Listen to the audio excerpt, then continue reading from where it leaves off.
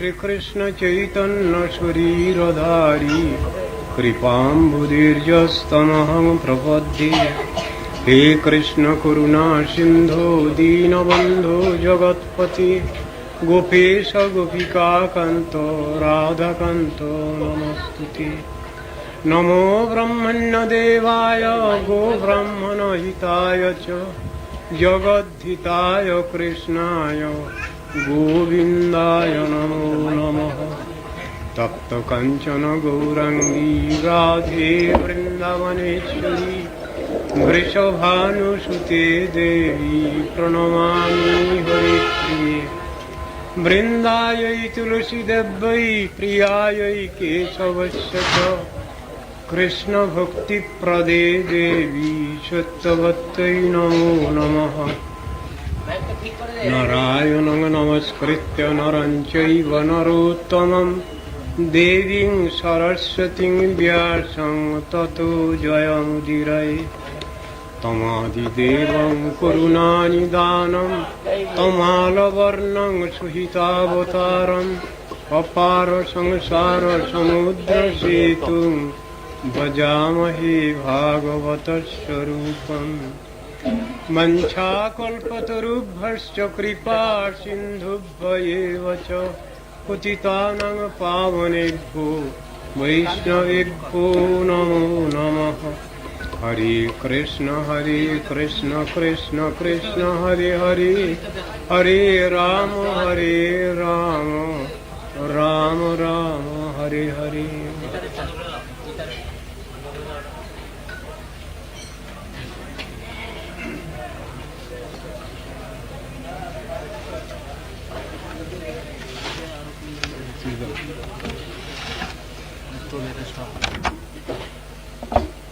আমাদের বিশেষ সৌভাগ্য, আমরা দুর্গাপুরে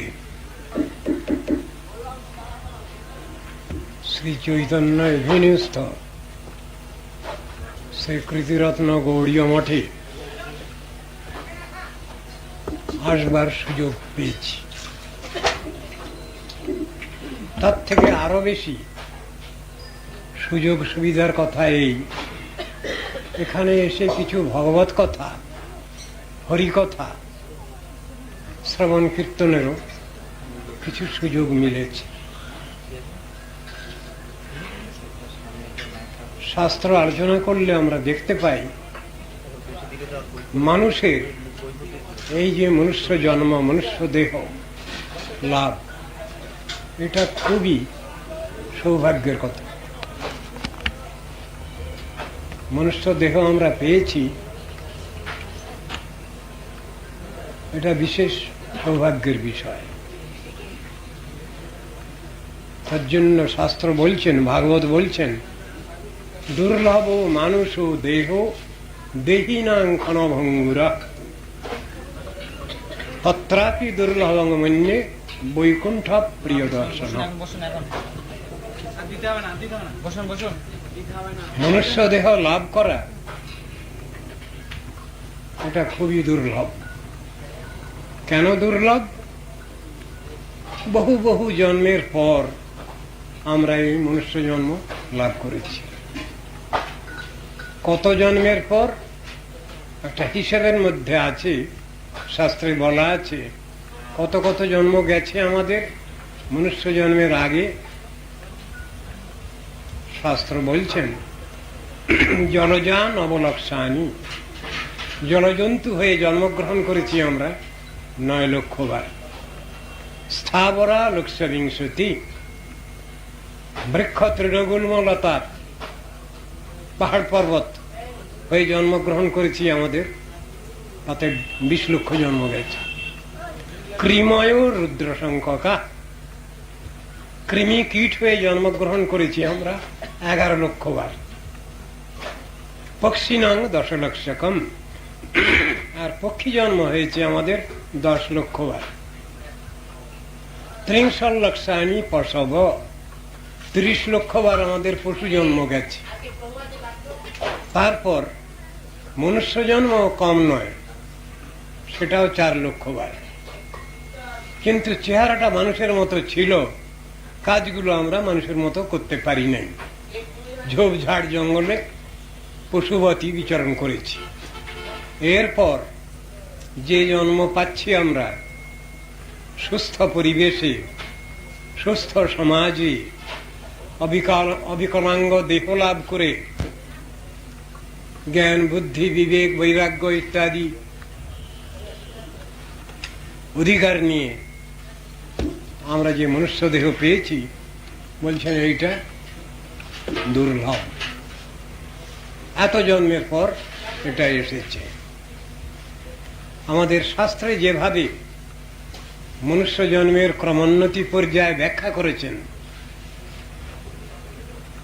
সেটা এক ধরনের, এবং তার বিবর্তন যেভাবে শাস্ত্রে বর্ণিত হয়েছে, তার সঙ্গে বৈজ্ঞানিক জগতের বেশ কিছু পার্থক্য দেখা যায়। ডারউইন সাহেবের থিওরি অনুসারে তিনি যা বলতে চেয়েছেন তার সঙ্গে পারমার্থিক দিক থেকে মিলঝুল ঠিক হচ্ছে না। তার শেষ বক্তব্য, এই মানুষই শেষ, এরপরে আর কোনো জন্মটান হয় না, ডারউইন সাহেবের থিওরি।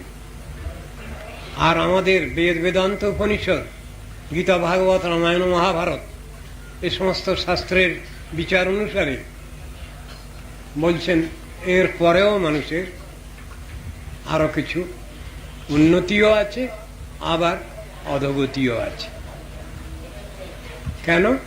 নেই, মনুষ্য জন্মের যদি সদ্ব্যবহার করা হয় তাহলে প্রমোশন আছে, আর এই মনুষ্য জন্মের যদি অপব্যবহার করা হয় তাহলে ডাইভার্সন আছে, অধঃপতন আছে। এ কথা সনাতন শাস্ত্রে স্বীকৃত। ডারউইন সাহেব ওটা মানতে পারেননি। গীতা আলোচনা করলে আমরা দেখতে পাই, গীতার ১৬ অধ্যায় আপনারা আলোচনা করবেন, তাতে আছে দৈবী সম্পদ এবং আসুরী সম্পদ দুটো। দৈবী সম্পদ ব্যাখ্যা করা হয়েছে, ভগবান শ্রীকৃষ্ণচন্দ্র তিনি আসুরী সম্পদ ব্যাখ্যা করছেন। দৈব বিস্তর সপ্রক্ত আসুরং পার্থমে শ্রেণু বলতে আরম্ভ করেছেন। আসুরী সম্পদ কি? এ সংসারে মানুষ দুই প্রকৃতির, দুটো গ্রুপ লক্ষ্য করা যাচ্ছে। এই গ্রুপিংটা ঠিক রাজনৈতিক গ্রুপিং নয়। ধর্মশাস্ত্রে বর্ণিত নিখিল জীবের যেখানে স্বরূপ বিচার করা হয়েছে, সেইখানে এই বিচারটা এসেছে। কিরকম? দৌ ভূত স্বর্গ লোকেস্মিন দৈব আসুরৈব। এ সংসারে দুই শ্রেণীর মানুষ দেখতে পাওয়া যায়। এক শ্রেণীর মানুষ দৈবী ভাবাপন্ন, ভগবত বিশ্বাসী, নীতি আদর্শ পরায়ণ। আর এক শ্রেণীর মানুষ ঠিক এর উল্টো, আসুরী সম্পদ তাদের লাভ হয়েছে, তারা নাস্তিক। আর আগেকার পক্ষের লোক এরা হলেন আস্তিক। এই দুটো শ্রেণীতে ভাগ করেছেন। ভাগটা সাধারণ মানুষ কেউ করেননি, স্বয়ং ভগবান করেছেন। যারা গীতা ভাগবতের মধ্যে ভগবান শ্রীকৃষ্ণের রাজনীতি খোঁজেন, তাদের শিক্ষা দীক্ষা স্তরটা অনেক নিচু মানের। প্রাকৃত জগতের যে রাজনীতি, প্রাকৃত জগতের যে সমাজনীতি, এই সবগুলোই বিচার করতে গেলে একটা জিনিসের পরে, মূল জিনিসের পরে ভিত্তি করে এই জিনিসটার বিচার করতে হয়। সেটা কি? ভালো মন্দের বিচারটা কোথা থেকে এলো সে কথা শাস্ত্রে বুঝাচ্ছেন। সবটাই এসছে ভগবানের থেকে। ভগবানেরই মুখের বাণী, সাক্ষাৎ মুখের বাণী, ডাইরেক্ট স্পিচ, সেটা হলো শাস্ত্র। কোন শাস্ত্র? গীতা ভাগবত। আর শাস্ত্রের আরেকটা দিক ব্যাখ্যা করেছেন, সেটা হলো পরোক্ষবাদ, ইনডাইরেক্ট স্পিচ। বেদ পরোক্ষবাদ, আর গীতা ভাগবত সাক্ষাৎ ভাবে উপদেশ নির্দেশ করেছেন ভগবান। মূলকে অস্বীকার করে আমরা ডালপালাকে স্বীকার করতে পারি না। সুতরাং মূল তত্ত্বদর্শন আমাদের আগে মেনে নিতে হয়েছে, সেই কথাই শাস্ত্রে বোঝানো আছে। যদি আমরা মূল নীতি আদর্শকে বাদ দিয়ে দেই, তাহলে আমাদের দাঁড়িয়ে থাকার কোনো প্রমাণ নেই, সেটাতে আমাদের কোনো অস্তিত্ব সংরক্ষণ করবার অধিকার নেই যদি মূলকে অস্বীকার করি। এই মূলকে, এই নিয়ে বেদ বেদান্ত উপনিষদ গীতা ভাগবত ব্যাখ্যা দিয়েছেন।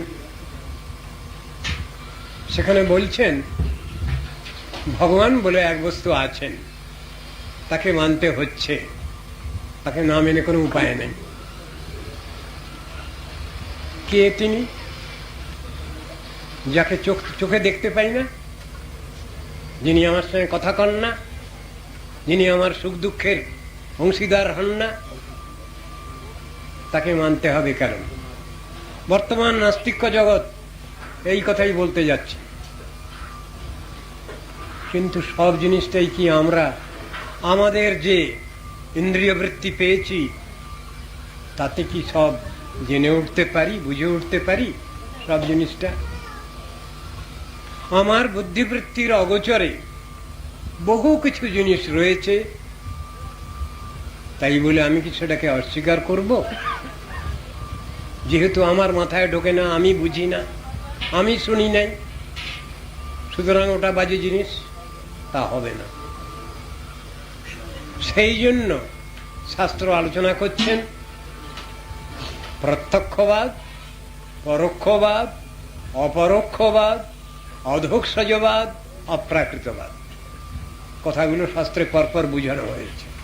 এর কোনোটাকেই আমরা অস্বীকার করতে পারি না। যে সম্বন্ধে আমার বাস্তব অভিজ্ঞান নাই, আমার ব্যক্তিগত ধারণা নাই, সেটাকে আমি উড়িয়ে দিতে পারবো না, সেটাকেও মেনে নিতে হয়েছে। পরোক্ষ জ্ঞানকে অস্বীকার করবার উপায় নেই। ঠিক শাস্ত্রে জিনিসগুলো যুক্তি দিয়ে এগুলো বুঝানো হয়েছে। সেই যে ভগবান, নাস্তিকগণ বলছেন তিনি নিরাকার, তিনি নির্বিশেষ, তিনি নির্গুণ, তিনি নিঃশক্তিক, এইভাবে যত নেগেটিভ আইডিয়া আছে সবই সেই প্রেমময় ভগবানের ঘাড়ে চাপিয়ে রাখা হয়েছে। এতে বাহাদুরি যেন কিছু বেশি হচ্ছে বলে মনে করেন বর্তমান নাস্তিক্য দুনিয়া। জিনিস তো তা নয়।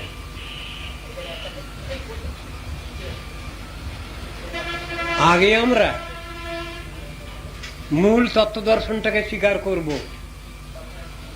অস্থি শব্দ মৌলিক শব্দ, অস্থিকে যদি আমি আগে প্রথমে মেনে নেই তাহলে নাস্তিক শব্দের সার্থকতা। আমি যদি অস্থিকেই না মানি তাহলে নাস্তিক শব্দ আসতেই পারে না। শাস্ত্র যুক্তি দিয়ে বুঝাচ্ছেন পজিটিভ সামথিং এটা আগে, নেগেটিভিটি পরে। শাস্ত্র যুক্তি দিয়ে বুঝাচ্ছেন। সুতরাং আমার মাথায় যেটা ঢোকে না, আমার বুদ্ধিবৃত্তিতে যেটা আসে না, সেটাকে আমি অস্বীকার করতে পারি না, সেটাকেও মেনে নিতে হয়। শাস্ত্র এইভাবে জিনিসটাকে বুঝিয়েছেন তত্ত্বদর্শন। ভগবান মানুষকে সৃষ্টি করেছেন, কিন্তু তার আগে তো আরো অনেক কিছু সৃষ্টি করেছেন। তার আগে বৃক্ষ তৃণগুলমলতা সৃষ্টি করেছেন, তারও পূর্বে ভগবান জল সৃষ্টি করেছেন, স্থল সৃষ্টি করেছেন, তারপরে জলজ প্রাণী সৃষ্টি করেছেন, উভচর প্রাণী সৃষ্টি করেছেন, বৃক্ষ তৃণগুলমলতা সৃষ্টি করেছেন, পাখি সৃষ্টি করেছেন, পশু সৃষ্টি করেছেন। এসব সৃষ্টি করেও প্রেমময় ভগবান তিনি সন্তুষ্ট হচ্ছিলেন না, তার মানসিক শান্তি ছিল না। এদের সৃষ্টি করলাম, এদের সঙ্গে তো আমার কোনো ভাবের আদান প্রদান হবে না। তখন তিনি তার নিজের যেমন শরীর, সেই রকম একটা শরীর দিয়ে, আকার দিয়ে তিনি মানুষকে সৃষ্টি করলেন। আর তাকে অনেক কিছু দিলেন, জ্ঞান, বুদ্ধি, বিবেক, বৈরাগ্য, বিবেচনা, এই সবগুলো দিলেন, দিয়ে তাকে সৃষ্টি করেছেন। তুমি এ সবগুলো নিয়ে ঠিক মতো চলো, তোমার কোনো অসুবিধা হবে না। সেই মানুষকে ভগবান প্রথম জিজ্ঞাসা করেছেন, ভগবান বলে যে বস্তু আছেন তাকে তোমরা মানো, নীতি আদর্শ মানো? তারা বলল কোনোটাই মানি না। তখন ভগবান বলছেন, তবে তোমাদের মনুষ্য বলে কোনো স্বীকৃতি দিলাম না। দ্বিতীয় শ্রেণীর মানবকে আবার জিজ্ঞাসা করেছেন ভগবান, ভগবান মানো, নীতি আদর্শ মানো? তারা বলেছে নীতি মানতে পারি, ভগবান টগবান বুঝি না। ভগবান তখন বলছেন, যদি তুমি মূল বস্তুকেই অস্বীকার করলে তাহলে কাকে আশ্রয় করে তোমার নীতি আদর্শ থাকবে? সুতরাং তোমাকেও মনুষ্য বলে স্বীকৃতি দিলাম না তোমাদের। তৃতীয় গোষ্ঠীর মানুষকে আবার জিজ্ঞাসা করেছেন, তোমরা ভগবান মানো, নীতি আদর্শ মানো? তারা বললে হ্যাঁ, ভগবানও মানি, নীতি আদর্শ মানি। তখন ভগবান বলছেন, তোমাদের মনুষ্য বলে স্বীকৃতি দিলাম। তাহলে মানুষ আমরা, একথা মুখে বললে হবে না। মনুষ্যের যে কর্তব্য, দায়িত্ব, বোধ, এটাও দেখাতে হবে। সেই কথাই শাস্ত্র বুঝাচ্ছেন। আমরা মহাজন পাদাবলীর ভিতরে পাই, কীর্তন হয় শুনি, মানুষ আকার হইলে কি হয়, করহ ভূতের কাম। কি ব্যাপার? বলে আকারটা তোমার মানুষের মতো হলেই তোমাকে মানুষ বলা হবে না। মনুষ্য জনোচিত আচরণ তোমার প্রয়োজন, সেই কথাটা বলছেন। তাহলে আকারটা হলেই তো মানুষ বলে স্বীকৃতি পাচ্ছি না আমি, এটা বুঝিয়েছেন। সেই মানুষ যার বিশেষণ হলো মুকুলিত চেতন মনুষ্য, চেতনতার ক্রমবিকাশ শাস্ত্রে সুন্দরভাবে বর্ণিত হয়েছে। বৈজ্ঞানিক জগতেও বর্ণিত হয়েছে। সেখানে বলছেন আচ্ছাদিত চেতন প্রথম, বৃক্ষ তৃণগুলমলতা, এদের আচ্ছাদিত চেতন বলে বললেন। যত রেপটাইলস আছে, উরগ প্রাণী, শামুক ইত্যাদি, কচ্ছপ জাতীয় প্রাণী, এদের সব বলছেন সংকুচিত চেতন। এবং এই গ্রুপের মধ্যেই পড়ছে পাখি, পশু সব। মনুষ্য বলে যখন চেহারাটা এসেছে তখন তাকে বলছেন মুকুলিত চেতন মনুষ্য, চেতনতার ক্রমবিকাশ, এইভাবে শাস্ত্রে বর্ণিত হল। তারপরে যারা সদ্গুরু পদাশ্রয়ে সাধন ভজন করে চলছেন তাদের বলা হলো বিকচিত চেতন মনুষ্য। যারা সাধনে সিদ্ধি লাভ করেছেন তাদের বিশেষণ হলো পূর্ণ বিকচিত চেতন মনুষ্য। সুতরাং সবগুলোকে এক করে দিলে তো হবে না, তো বিভিন্ন স্টেজের কথা বর্ণনা করছেন।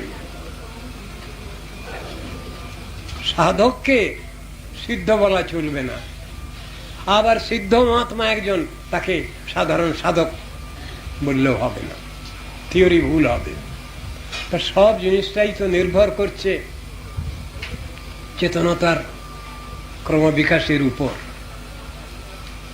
শাস্ত্র তো এইভাবেই জিনিসটাকে জানিয়েছেন।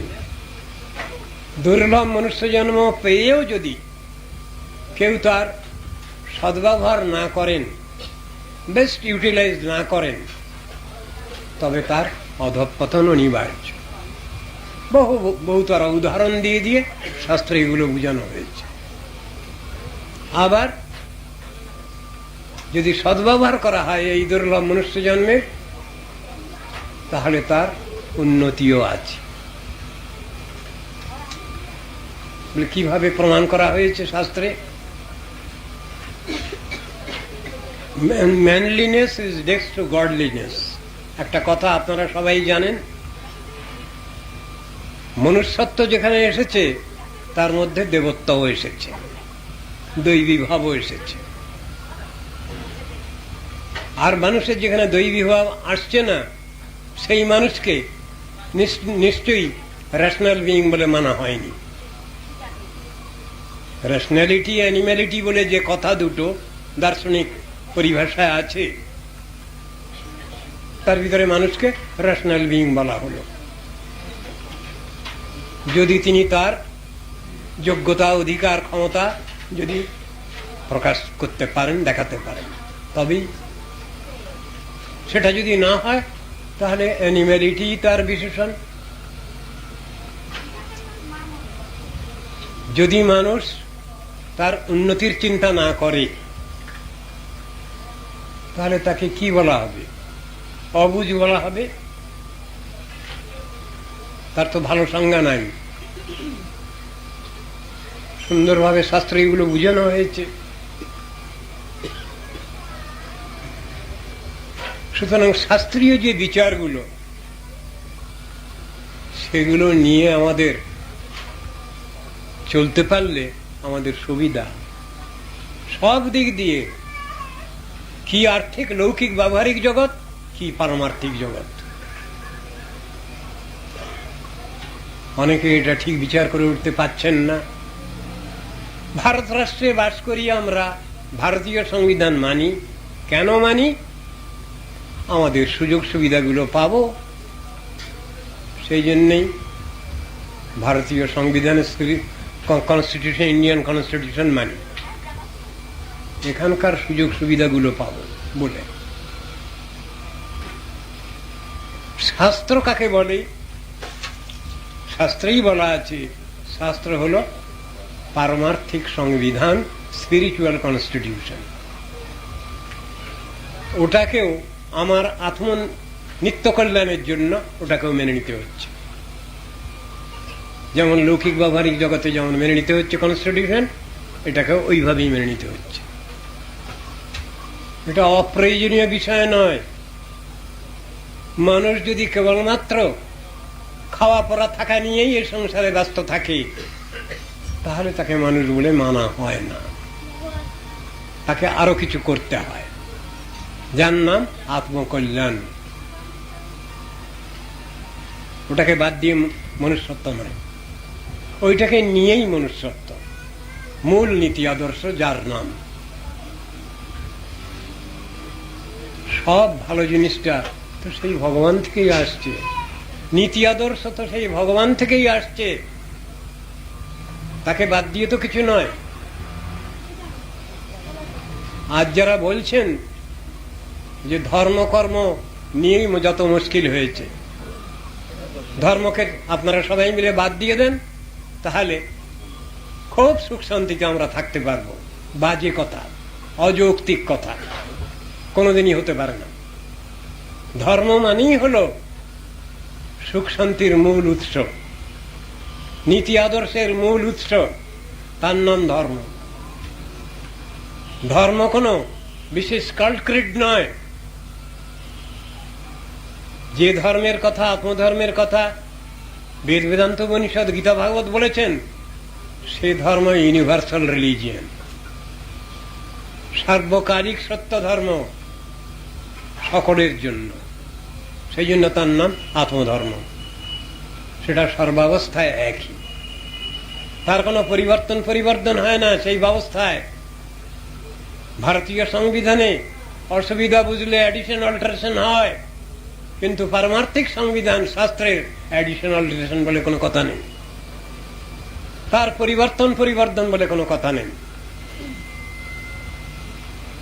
তার বিরুদ্ধে জিহাদ ঘোষণা করে কি হবে? বৃথা সময় নষ্ট হবে, বাহাদুরি ফলানো হবে, আর কিচ্ছু হবে না। মানুষ নীতি আদর্শকে বাদ দিয়ে কেউ কখনো জীবনে প্রতিষ্ঠিত হতে পারেননি। বিশ্বের যত চিন্তাশীল মনীষী, যত বিদ্বজ্জন আছেন, তাদের সকলকেই দেখা যাচ্ছে তারা নীতি আদর্শ মেনেই জগতে বড় হয়েছেন। মহাজনগণ যে পথে করেছেন গমন, সেই পথ প্রাতঃস্মরণীয়। সেই পথ লক্ষ্য করে স্বীয় কীর্তির ধ্বজা ধরে আমরাও হব বরণীয়।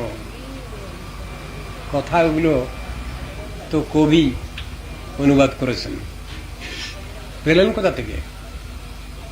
শাস্ত্র থেকেই নেওয়া। বকরবী ধর্ম প্রশ্ন করেছিলেন যুধিষ্ঠির মহারাজকে, 4টে প্রশ্ন মহাভারতে উল্লেখ করা আছে। তার ভিতরেই তো একটা প্রশ্ন ছিল, আমরা কোন পথে অগ্রসর হব, কিভাবে সাধন ভজন করব? সে প্রশ্নের কি উত্তর এসেছে? কি? বেদা বিভিন্ন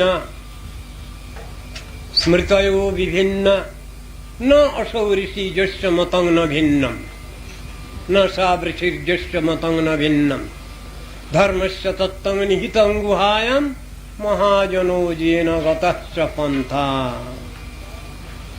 ব্যাপারটা কি? বেদের মধ্যে বিভিন্ন ধর্মের কথা বলা হয়েছে। বেদের কর্মকাণ্ড, জ্ঞানকাণ্ড, যোগকাণ্ড বহু কিছু আছে, আবার ভক্তিকাণ্ডও আছে। সবটা এক নয়। কর্মজড় স্মার্ত সম্প্রদায় তারা মনে করে যেমন তেমন করে কর্ম করলেই বোধহয় হয়। কই গীতা ভাগবতে তা লেখা নেই?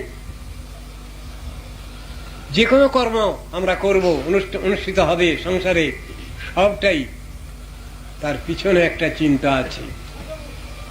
ভগবানের তুষ্টি কামনায় কর্মাচরণ, গীতা এটা শেখানো হয়েছে। কোন কর্ম করব আমরা? অর্জুনকে বলছেন কৃষ্ণ, যজ্ঞার্থাৎ কর্ম ন অন্যত্র লোকয়ং কর্মবন্ধন। ভগবান যজ্ঞ শব্দের বাচক। ভগবত প্রীতি কামনায় তুমি সংসারে কর্মাচরণ করবে, যদি তা না করো অন্যত্র লোকয়ং কর্মবন্ধন, তাহলে তোমার কর্মবন্ধন হবে। এক কর্ম করে কতকগুলো জীব তারা মুক্ত, আর একরকম কর্ম করে কতকগুলো জীব বদ্ধ, এবং চরম অবস্থা তার চরম পরিণতি মৃত্যু। আপনারা দেখতে পাচ্ছেন সংসারে, শাস্ত্রের উদাহরণ দিয়ে বুঝানো আছে। গৃহস্থের ঘরে ঘরে ঘরের কোনায় মাকড়সা বলে একটা জীব আছে। তারা নিজের থুতু লালা থেকে সুতা বের করে জাল তৈরি করে ঘরের কোনায়। তাতে মাকড়সা আবদ্ধ হয় না, আবদ্ধ হয় অন্য পোকামাকড়গুলো। এরা হলেন এই সংসারে যারা কর্ম প্রগতি যারা বোঝেন, তাদেরই অবস্থা। তারা হলেন মুক্ত জীব, তারাও এই সংসারে আছেন। আবার বদ্ধ জীব কারা? নিজের কর্মের দ্বারাই নিজেই মরেন। গুটি পোকা, সেও তার লালা থেকে সুতা বের করে, শেষকালে তার মধ্যেই সে বদ্ধ হয়, তাকে সেদ্ধ করে মারা হয়। এমনি তার কর্ম। সংসারে এই যে কর্ম প্রগতি, এটা আমাদের বুঝতে হবে। একরকম কর্ম করলে আমাদের বদ্ধ দশা হয়, আর এক রকম কর্ম করলে আমাদের মুক্ত দশা। শাস্ত্রে এগুলো বুঝানো আছে। তো ভগবত প্রীতি কামনায় কর্মাচরণ করো, তদর্থং কর্ম কৌন্তেয় মুক্ত সঙ্গ সমাচরণ। যদি প্রসেস না জানি, প্রসিডিওর না জানি, তাহলে কর্মাচরণ করে লাভের পরিবর্তে লোকসানি হয়ে যাবে বেশি। আগে ওটা শিখতে হবে, ফর্মুলা শিখতে হবে। ইউনিভার্সাল ট্রুথ কাকে বলে শিখতে হবে, বুঝতে হবে। অ্যাক্সিওমেটিক ট্রুথ পড়তে হবে, শিখতে হবে, হাতে কলমে সেটা প্রমাণ করতে হবে। তবে তো সাধন ভজন জিনিসটা অনেক লোকে আজকাল বলছেন, বলে এটা প্র্যাকটিক্যাল নয়, এটা থিওরিটিক্যাল ব্যাপার। মোটেই না, সাধন ভজনটা প্র্যাকটিক্যাল জিনিস। যেহেতু আমরা ওই দিকে এগোচ্ছি না, সেই জন্যই মনে করছি ওটা থিওরিটিক্যাল। তা নয়, ওটা প্র্যাকটিক্যাল জিনিস।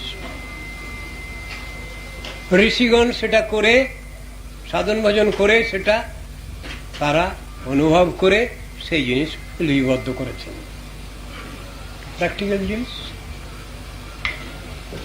সুতরাং কর্মাচরণ কিভাবে করতে হবে, জ্ঞানানুশীলন কিভাবে করতে হবে, সে সবগুলোই তো শাস্ত্রে বুঝানো আছে। শ্রদ্ধাবান লভতে জ্ঞানম, জ্ঞান লাভ করবেন কে? শ্রদ্ধালু ব্যক্তি, অশ্রদ্ধালু ব্যক্তি নয়। যার শ্রদ্ধা নাই তার কোথাও স্থান নেই, তার সমাজেও স্থান নেই, সরকারেও স্থান নেই, কোন জায়গায় স্থান নেই তার। অশ্রদ্ধালু ব্যক্তি। শ্রদ্ধা তাকে একটা জায়গায় রাখতেই হচ্ছে। মূল জায়গায় যদি কেউ শ্রদ্ধা নাও রাখতে পারছেন, তাহলেও যিনি চাকরি বাকরি করেন নিশ্চয়ই সরকারের প্রতি একটা শ্রদ্ধা রাখতে হচ্ছে, আনুগত্য রাখতে হচ্ছে, সমাজের প্রতি আনুগত্য রাখতে হচ্ছে। যিনি ধার্মিক ব্যক্তি তাকে ধর্মের কাছে আনুগত্য রাখতে হচ্ছে। আনুগত্য ছাড়া কোনো কিছুই তো চলছে না বাজারে, অস্বীকার করবার তো উপায় নেই। শ্রদ্ধা শব্দ নিয়ে বহু আলোচনা। শ্রদ্ধা কাকে বলবো? একজন একজনকে বলছেন, মশাই আপনার প্রতি আমার শ্রদ্ধা নেই, মানে কি? ব্যাখ্যা দিতে পারবেন? শ্রদ্ধা শব্দের যে মৌলিক ব্যাখ্যা শাস্ত্রে রয়েছে সেটা বলছেন, কৃষ্ণে ভক্তি কইলে সর্বকর্মকৃত হয়। তো ভয়ঙ্কর কথা। শ্রদ্ধা শব্দে বিশ্বাস কহে সুদৃঢ় নিশ্চয়, কৃষ্ণে ভক্তি কইলে সর্বকর্মকৃত হয়। ভগবানে ভক্তি করলে আমার সব কাজ হয়ে যায়। এই থিওরি, ওটা কার মাথায়, কজনের মাথায় ঢুকছে ওটা? আমি তো সবসময় লাভের অঙ্ক দেখছি। ব্যবসা বাণিজ্য করতে গেলে লাভ করতে হয়, কিন্তু শাস্ত্র বলছেন হ্যাঁ ওটা জেনে রাখো, ব্যবসা বাণিজ্য করতে গেলে তোমাকে লাভ করতে হবে, কিন্তু কখনো কখনো তো লোকসানও তো হয়ে যেতে পারে। এটা যদি তুমি আগে ভাগে যদি জেনে না রাখো, তাহলে লাখ লাখ টাকা লোকসান হয়ে গেলে তুমি হার্ট ফেল করবে, মরবে। সেজন্য আগে ভাগে জেনে রাখো যে লোকসানটাও হতে পারে। এই হলো মেরিটস ডিমেরিটস দুটো নিয়ে আলোচনা, পাশাপাশি। হস্তি নাস্তি দুটো বিচার পাশাপাশি শাস্ত্র আলোচনার ভঙ্গি হচ্ছে। পজিটিভ নেগেটিভ দুটো নিয়ে আলোচনা। কৃষ্ণদ্বৈপায়ন বেদব্যাস তিনি যে শাস্ত্র বর্ণনা করছেন তার ভিতরে ওই বিচার আছে, পজিটিভ নেগেটিভ দুটো নিয়ে, দুটো সাইড নিয়ে বিবেচনা। বলে এটা কিভাবে বোঝানো যায়? ভাগবতের মধ্যে রয়েছে, তত দুঃসঙ্গম উৎসৃজ্য সৎসু সজ্জেত বুদ্ধিমান। কি হলো? দুঃসঙ্গ মানে খারাপ জিনিস ছাড়ো, সৎসঙ্গ সাধু সঙ্গ গ্রহণ করো, দুটো নিয়ে বিচার। আর সমস্ত শাস্ত্রের তাৎপর্য ঠিক এইভাবেই ব্যাখ্যা করা হয়েছে। বেদে, বেদান্তে, উপনিষদে, গীতা, ভাগবতে, রামায়ণে, মহাভারতে সব জায়গায় ঠিক এই পজিটিভ নেগেটিভ দুরকম ভাবে ব্যাখ্যা রয়েছে। একটা ছাড়ো, একটা গ্রহণ করো বলা আছে, পাশাপাশি রেখে বিচার করা হয়েছে। এই দুটোকেই সমানভাবে মানতে হবে, এটা থিওরি। সমস্ত শাস্ত্র রচিত হয়েছে সম্বন্ধ, অভিধেয় এবং প্রয়োজন, এই তিন তত্ত্ব দর্শন নিয়ে সমস্ত শাস্ত্র আলোচনা আছে, ব্যাখ্যা। সম্বন্ধ, ভগবানের সঙ্গে আমাদের সম্বন্ধ। অভিধেয় মিনস তাকে কি করে পাবো, সেই তত্ত্ববস্তুকে কি করে লাভ করব, তার উপায় ভক্তি। এবং মূল প্রাপ্তব্য বিষয় কি আমাদের? ভগবত প্রেম, প্রীতি। সমস্ত শাস্ত্রে এই জিনিসটা এইভাবেই ব্যাখ্যা করে গেছেন। সম্বন্ধ বিধিও প্রয়োজন, সবটাকে গুলিয়ে দিলে হবে না। জ্ঞান, জ্ঞেয়, জ্ঞাতা, আরে মশাই একই কথা তো। যাহা 52 তাহা 53। আজকাল তো কথার ফুলঝুরি সব, তার পিছনে যুক্তি নেই। সবটাকে এক করলে হবে না। ভগবান আর ভক্ত আর ভক্তি তিনটে জিনিস তো।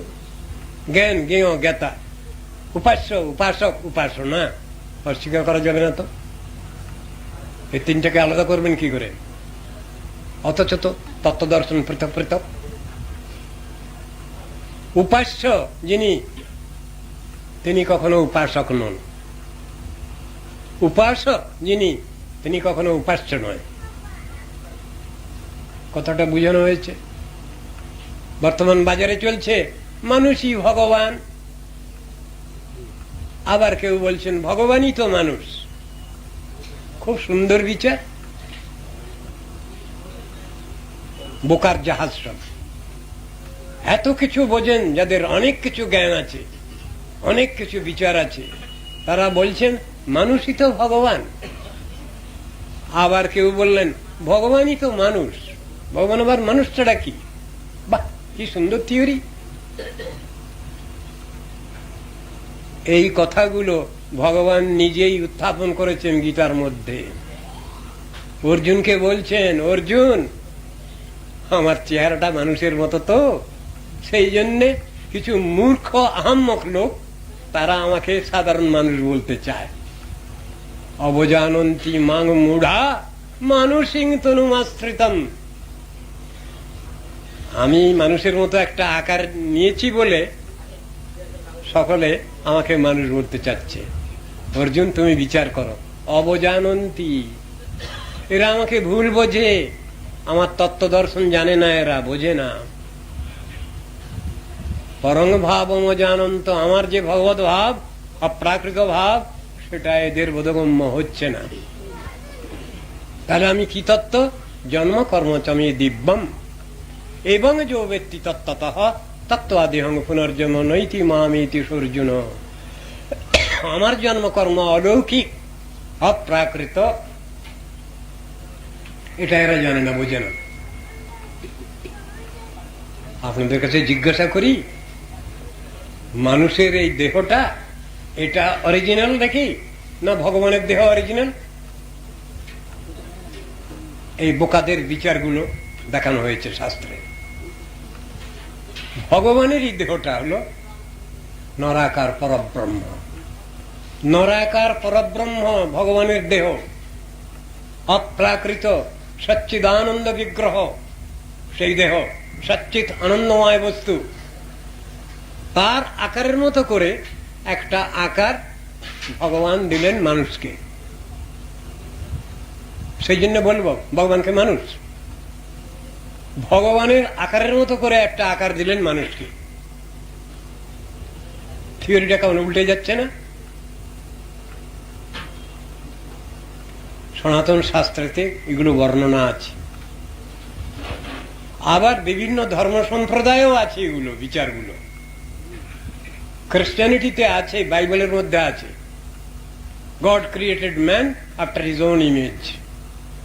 তার নিজের আকারের মতো করে ভগবান মানুষকে সৃষ্টি করলেন, মতো করে। ইকুয়ালি অল রেসপেক্ট বলা যাবে না, তাহলে ভুল হয়ে যাবে, অপরাধ হয়ে যাবে। যেমন বাইবেলের মধ্যে আছে, মুসলিম শাস্ত্রতেও আছে, কোরআন শরীফের মধ্যেও আছে, হাদিসের মধ্যে ইন্নাল্লাহা খালাকাহা মিন সুরাতি, খোদা তার আকারের মতো করে আকার দিলেন মানুষকে। যেগুলো অ্যাক্সিওমেটিক ট্রুথ, ইউনিভার্সাল ট্রুথ, সেগুলো সব ধর্মেতে এক, সেখানে কোনো গন্ডগোল নেই। কিন্তু মানুষ তো আজ সেটা বুঝতে চাচ্ছে না, গন্ডগোল করছে, ঝগড়া করছে। কোন ধর্মেরই ঝগড়া বিবাদ বিসম্বাদ করার কথা নেই। সনাতন ধর্ম শিক্ষা দিচ্ছেন মিলেমিশে চলো, পরস্পরের প্রতি স্নেহ মমতা রাখো, এই যেসব কথাগুলো আজকাল বাজারে এসেছে রাজনৈতিক ক্ষেত্রে, কি কি কথা? কো এক্সিস্টেন্স, সহাবস্থান নীতি, ইকুয়াল ডিস্ট্রিবিউশন, সমাবন্টন নীতি, এগুলো সব শাস্ত্রের কথা। রাজনীতির মধ্যে এগুলো এসেছে এখন, কিন্তু সব শাস্ত্রের কথা। লিবার্টি, ইকুয়ালিটি, ফ্রেটার্নিটি, এগুলো শাস্ত্রের কথা। এগুলো কোনো রাজনীতিকের ভিতরে নাই, এগুলো কথাগুলো এরা ধার করে এখন বর্তমানে চালাচ্ছেন, কিন্তু সনাতন শাস্ত্রের কথা এগুলো। সাম্য, স্বাধীনতা, মৈত্রী, এ কথা শাস্ত্রের কথা। অ্যাক্সিওমেটিক ট্রুথ, শাস্ত্রের কথা এগুলো। হচ্ছে কোথায়? রাজনীতি মানে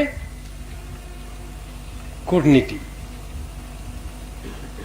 এই তো ব্যাখ্যা। আমার সরকারের সঙ্গে বিভিন্ন দেশের সঙ্গে কূটনৈতিক সম্পর্ক, কূটনীতি। সহজ সরল নীতি আর কূটনীতি দুটো এক হবে? কখনো হবে না তো। তাহলে আমরা দুটোকে এক করতে যাচ্ছি কেন? যদি রাজনীতির বিরুদ্ধটা ধর্মনীতি, আর ধর্মনীতির বিরুদ্ধটা যদি রাজনীতি, তাহলে আমরা এক করতে যাচ্ছি কেন দুটোকে? এই অপচেষ্টা কেন? এই ব্যাপারে তো বর্তমানে চলছে। রাজনীতি কিছু ধর্মনীতি নয়, ধর্মনীতি কিছু রাজনীতি নয়। একটা মানুষ জীবনে যদি বেঁচে থাকতে হয়, তাকে তার অস্তিত্ব সংরক্ষণ করতে হয় যদি সমাজে, তাকে লৌকিক ব্যবহারিক জগৎ মানতে হবে, আবার পরমার্থ জগৎ মানতে হবে। পরমার্থ শিক্ষা নিয়েও তিনি চলবেন, সেটা তো ভালোর জন্যে। কোন ধর্মই শিখায়নি ঝগড়া, বিবাদ, বিসম্বাদ। কোন ধর্মনীতি শিখায়নি ঈর্ষা, হিংসা, মাৎসর্য। কোন ধর্মনীতি শিখায়নি অহংকার, দর্প, অভিমান। কোন ধর্মনীতি শিখায়নি। সব ধর্মনীতির থিওরি হলো শান্তিতে চলো, বুঝে সুঝে চলো, স্নেহ মমতা নিয়ে চলো, এই কথাই তো শেখানো আছে।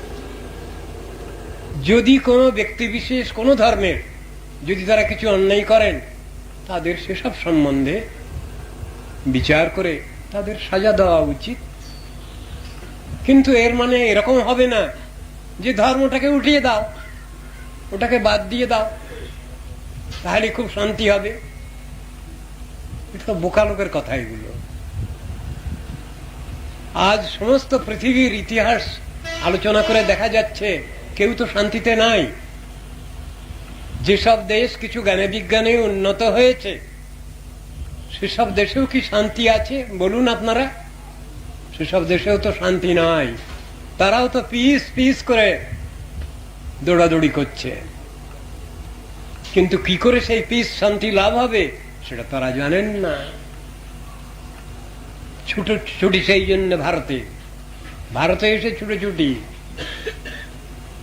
এইখান থেকেই সব কথা গোটা পৃথিবীতে প্রচারিত হয়েছে, হচ্ছে, হবে।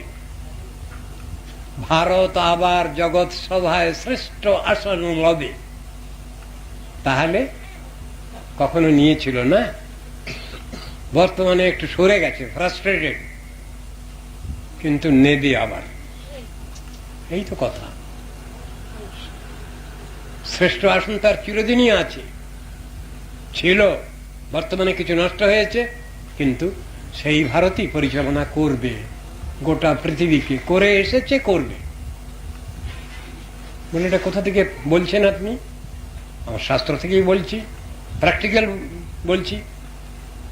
পাশ্চাত্য দেশে রিলিজিয়াস সেমিনার হয়েছে, সেখানে বিশপ, আর্চ বিশপ, অনেক সব বিভিন্ন দেশের সব বড় বড় এরা সব এসেছেন। তা সেখানে বক্তৃতা হচ্ছিল, ধর্মসভা, ওয়ার্ল্ড কংগ্রেস অফ ফেথ। তা সেখানে পোপ বলছেন, India guided by God can lead the world back to sanity. কি হলো ব্যাপারটা? ইন্ডিয়া গাইডেড বাই গড প্রথমেই বলে ফেললেন। ঈশ্বর কর্তৃক পরিচালিত ভারত, ধার্মিক ভারত, অধ্যাত্ম Bharat can lead the world, সমস্ত পৃথিবীকে পরিচালনা করতে পারে। কিভাবে পরিচালনা করবে, কিসের জন্য, কি ব্যবস্থা নেওয়ার জন্য? Back to sanity. তাহলে সমস্ত বর্তমান দুনিয়াকে ইনস্যানিটিতে পেয়ে বসেছে। ইনস্যানিটি, পাগলামি। কি পাগলামি? মারামারি, কাটাকাটি, হানাহানি, রণন্মাদনা, যুদ্ধন্মাদনা, সব শেষ হবে তারই বুদ্ধি।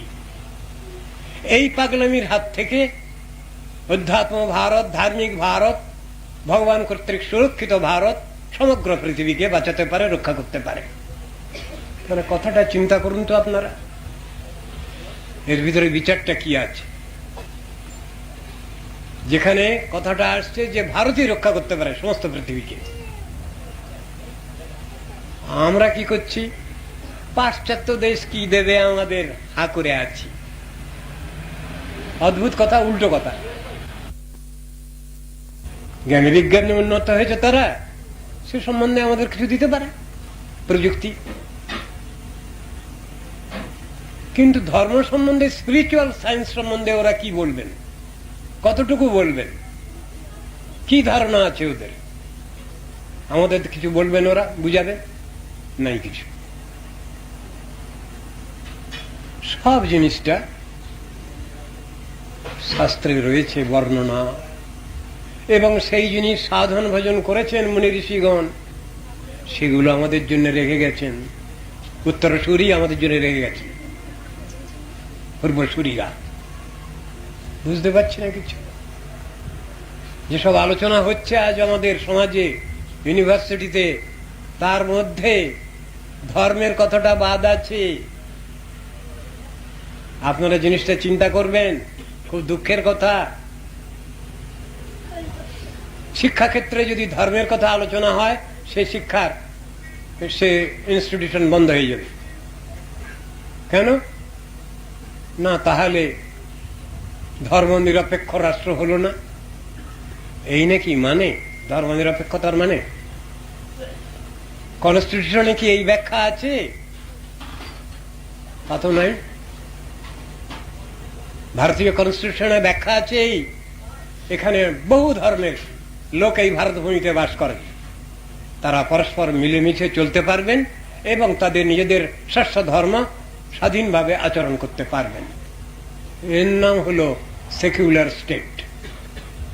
ধর্মনিরপেক্ষ রাষ্ট্রের এই ব্যাখ্যা দেওয়া আছে, কিন্তু বর্তমানে কই সেটা হচ্ছে না তো। সে আইন তো চলছে না, উল্টোটা হচ্ছে তো। তাহলে ধর্ম বিষয়ে নিরপেক্ষতা রাখতে পারছি কোথায়? সকলেই স্বাধীনভাবে তাদের শ্রেষ্ঠ ধর্ম আচরণ করতে পারবেন স্বাধীনভাবে। এর নাম হলো সেকুলার স্টেট, ধর্ম নিরপেক্ষ রাষ্ট্র। কত হচ্ছে না, বাধা আসছে সেখানে, উল্টো পাল্টা হচ্ছে সেখানে, মুশকিল। যেখানে ইউনিভার্সাল রিলিজিয়ন, যেখানে সেখানে সে কথা আলোচনা করা চলবে না কেন? সেটা বাধা কেন? শিক্ষাক্ষেত্রে, বিশ্ববিদ্যালয়ে শিক্ষাক্ষেত্রে সেটা নিষেধ কেন আছে?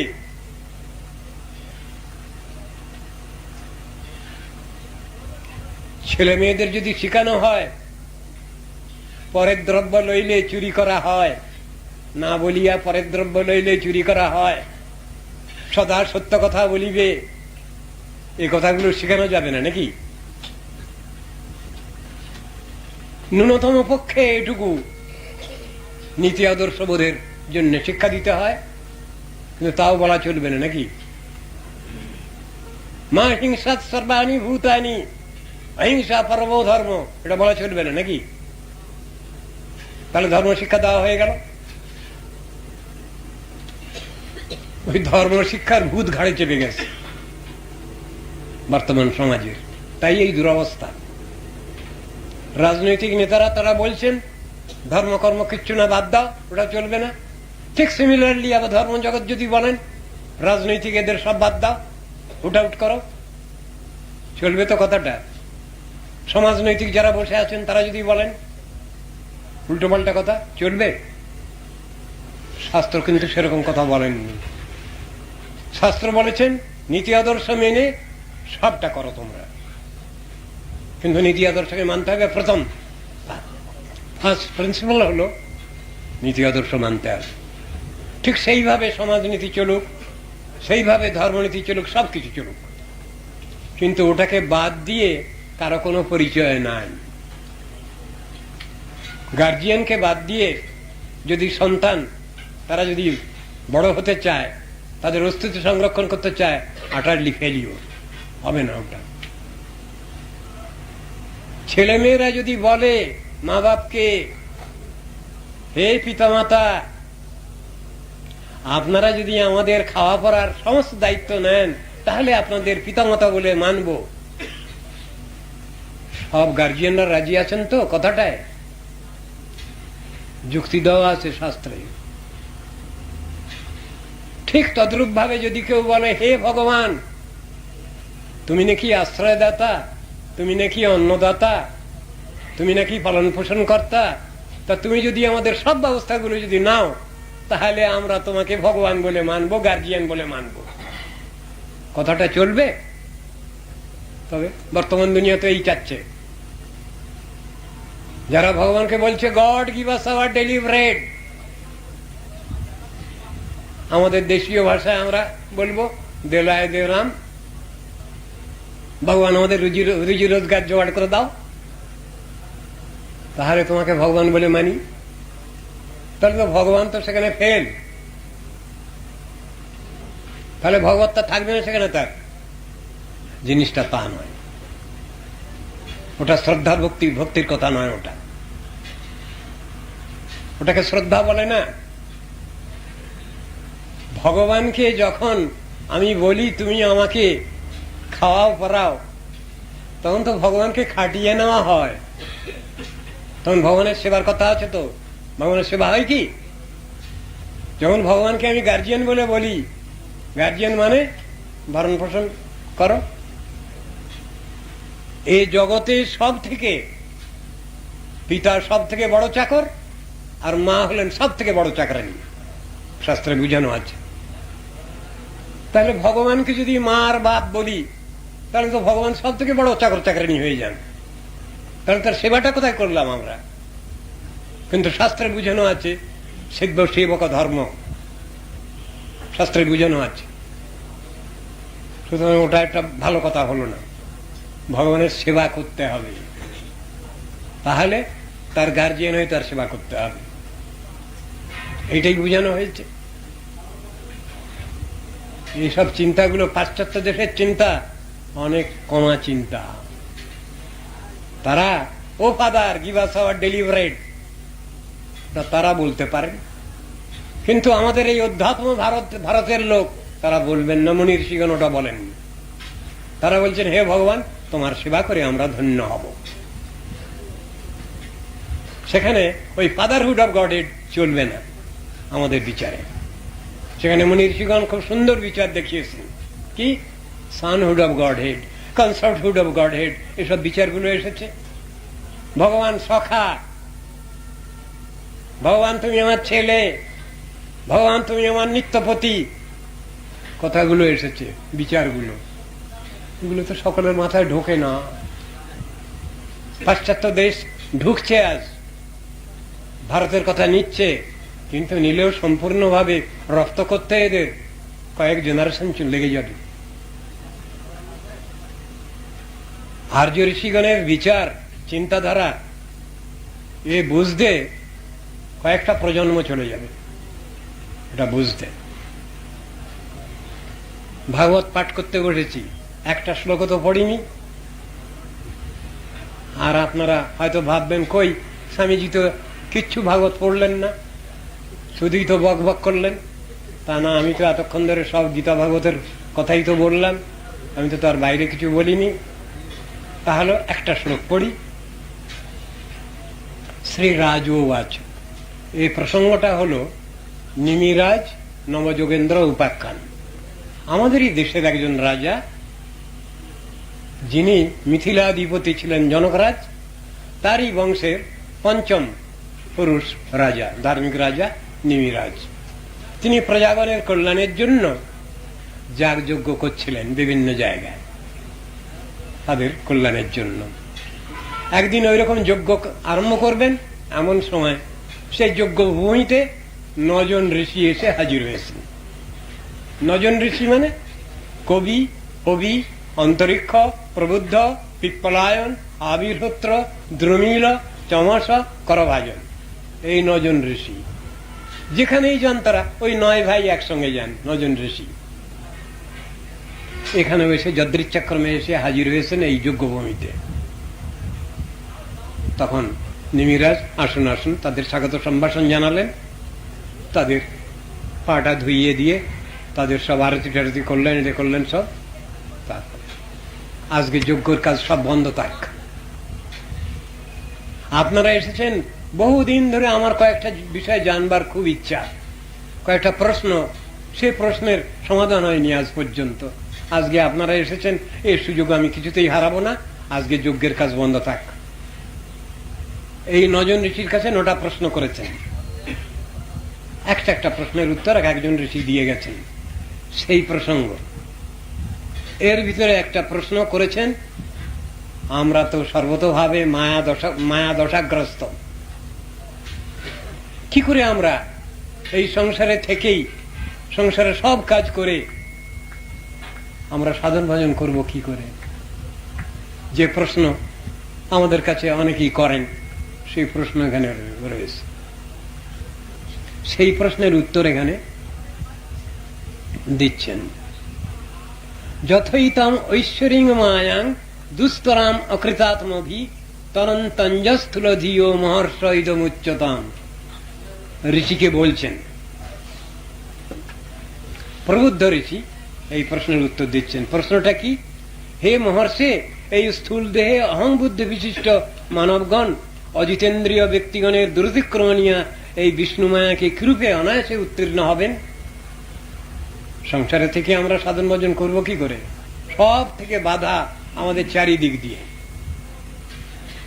কৃষ্ণ গীতায় অর্জুনকে বলেছেন, দৈবিজ্ঞেষা গুণময়ী মম মায়া দুরত্তয়া মামেব যে প্রপদ্যন্তে মায়া মেতাং তরন্তিতে।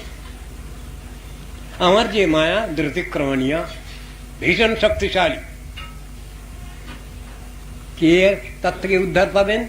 মাম এব যে প্রপদ্যন্তে, যারা একান্ত ভাবে আমার শরণাগত হন, আশ্রিত হন, আত্মসমর্পণ করেন, তাদের সব দায়িত্ব আমি নিয়ে নেই।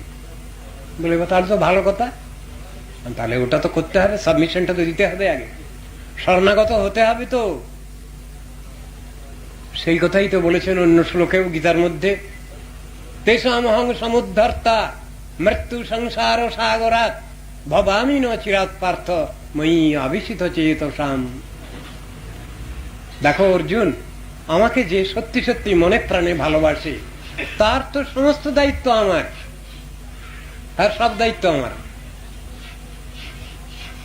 আমি তার দায়িত্ব নিয়ে নেই। এই কথা রয়েছে।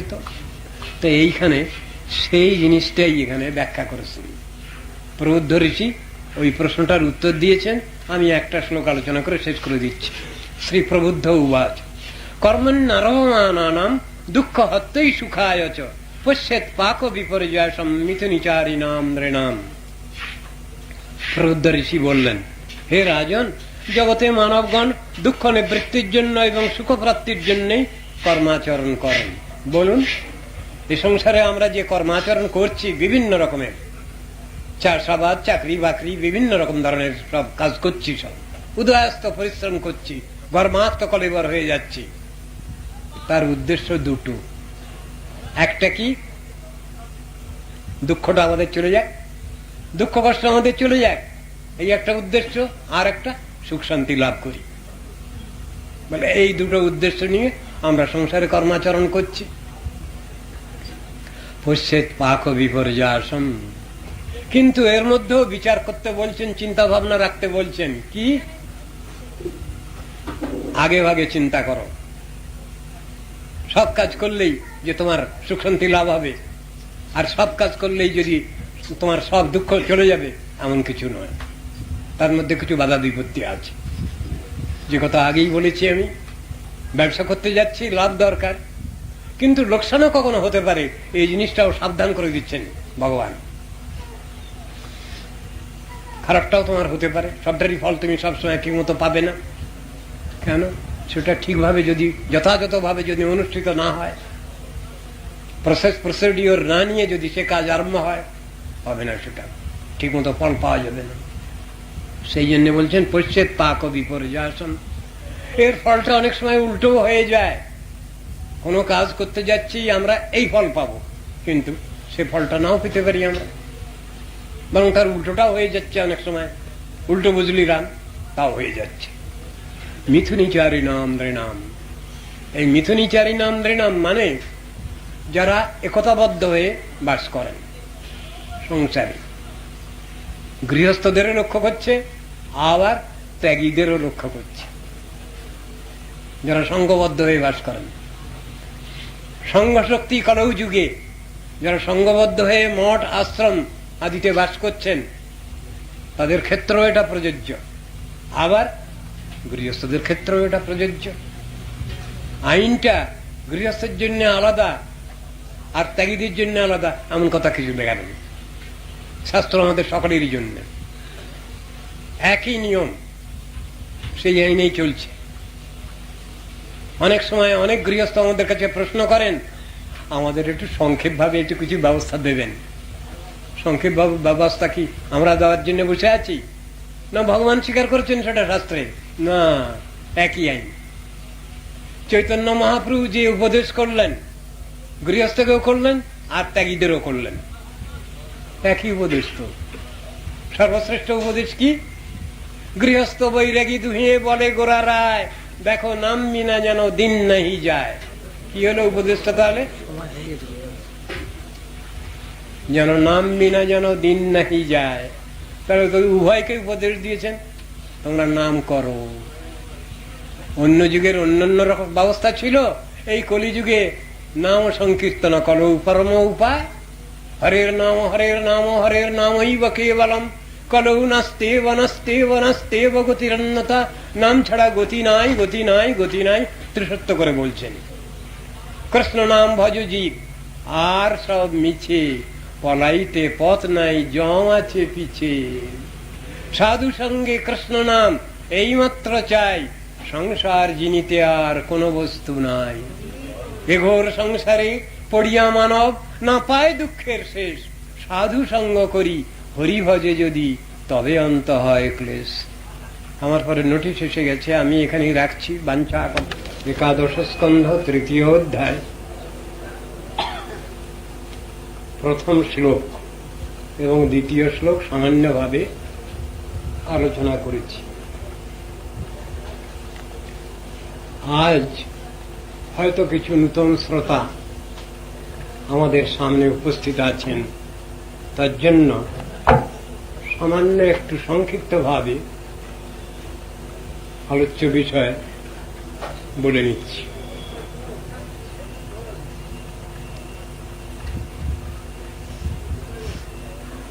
বিষয়টি নিমি নবযোগেন্দ্র সংবাদ উপাখ্যান। নিমিরাজ নবযোগেন্দ্র 9 জন ঋষির কাছে 9টা প্রশ্ন করেছেন। এক একজন ঋষি একটা একটা প্রশ্নের উত্তর দিয়ে গেছেন। এখানেও রাজা যে প্রশ্ন করেছেন, সেই প্রশ্নের উত্তরে প্রবুদ্ধ ঋষি তার উত্তর দিয়ে যাচ্ছেন। প্রশ্নটা কি ছিল? এই স্থূল দেহে আত্মবুদ্ধি বিশিষ্ট মানবগণ অজিতেন্দ্রীয় ব্যক্তিগণের দুরতিক্রমণীয় এই বিষ্ণু মায়াকে কিরূপে অনায়াসে উত্তীর্ণ হবেন? প্রশ্নের উত্তরটা আমার পূর্ববর্তী বক্তৃ মহোদয় প্রথমে দিয়েছেন তার ভাষণে। দ্বিতীয়ভাবে পূজ্যপাদ সাধু মহারাজ একটু বলেছেন। আমাদের আলোচ্য বিষয়। এরই উত্তর দিচ্ছেন প্রৌদ্ধ ঋষি, সেই নবযোগেন্দ্রের মধ্যে একজন ঋষি।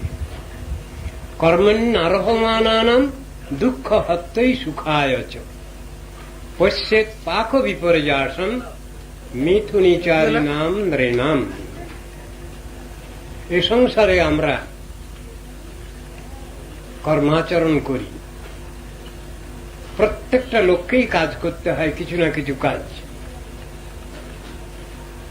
আমরা কাজ করি কেন বলছেন? দুটো উদ্দেশ্য। আমাদের দুঃখ কষ্ট চলে যাক, আমরা সুখ শান্তি লাভ করি। এই দুটো উদ্দেশ্য প্রত্যেকটি কর্মের পিছনে থাকে। কিন্তু বলছেন শাস্ত্র, পশ্যেৎ পাক বিপর্যাসন, সবসময় আমরা যে উদ্দেশ্যে কর্মানুষ্ঠান করি ফলটা ঠিক সবসময় একই রকম পাই না। কখনো সুখ শান্তি লাভ করতে গিয়ে দুঃখই পাই, কখনো হয়তো দুঃখের মধ্যেই আবার কিছু শান্তি পাই। সবসময় একই রকম ফল পাওয়া যায় না। এটা জেনে রাখতে বলছেন ভগবান, ভগবদ ভক্ত, শাস্ত্র। যে কথা ভগবান বলেছেন সেটাই হলো শাস্ত্র। ভগবদ বাণী শাস্ত্র, শাস্ত্র অন্য কিছু নয়। ভগবান যা বলেন সাধুগণ তাই বলেন, শাস্ত্র তাই বলে রেখেছেন। তিনটে বস্তুর সঙ্গে মিল আছে, সাধু, শাস্ত্র, গুরু, বাক্য। এ তিনে করিয়া ঐক্য, আর না করিহ মনে আশা। নরোত্তম ঠাকুর বলছেন তিনটে জিনিসকে একই লাইনে চিন্তা করছেন। সাধু যা বলবেন শাস্ত্র তাই বলেছেন, গুরু যা বলবেন শাস্ত্র তাই বলেছেন। এখানে কোনো কথা পৃথক হবে না, এখানে মতদ্বৈধতা নাই, মত বৈষম্য নাই, মিল আছে। শাস্ত্র বলছেন এখানে আমরা পরস্পর সংসারে একত্র মিলিত হয়েই বাস করি বা সংঘবদ্ধ হয়েই বাস করি। সব জায়গায় কর্মফলটা একই রকম পাওয়া যাচ্ছে না। আমার পূর্ববর্তী বক্তৃ মহোদয় তিনি বলেছেন যে ফলটা আমরা সবসময় পাচ্ছি না ভালো, এখানেও সেই কথাই লেখা আছে। কখন ফলটা ভালো পাই সে কথাও তিনি বুঝিয়েছেন। বললেন যখন আমরা ভগবদ উদ্দেশ্যে কর্মাচরণ করি, সংসারে ভগবানের প্রতিকামনায় সংসারে কর্মাচরণ করি, তখন সেই কর্ম সফল, সেই জ্ঞান সফল, সেই যোগ সফল। অর্থাৎ ভক্তিবৃত্তিকে বাদ দিয়ে কর্মজ্ঞান যোগাদির নৈষ্ফল্যই প্রদর্শিত হয়েছে। এইটাই শাস্ত্রের কথা।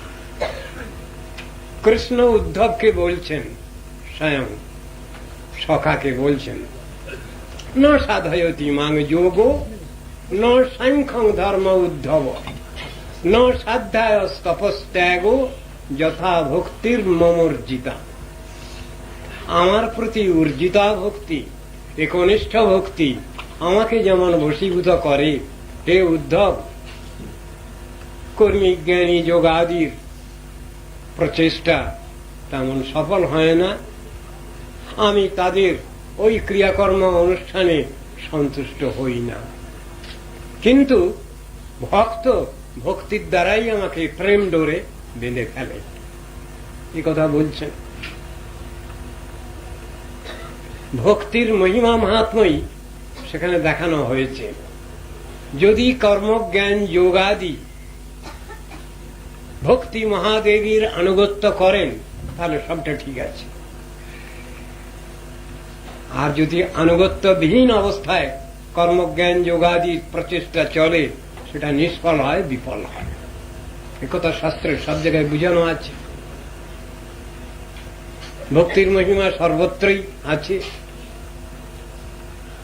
আমার পূর্ববর্তী বক্তৃ মহোদয় তিনি বলেছেন, ভক্তির মহিমা বলেই শেষ করেছেন,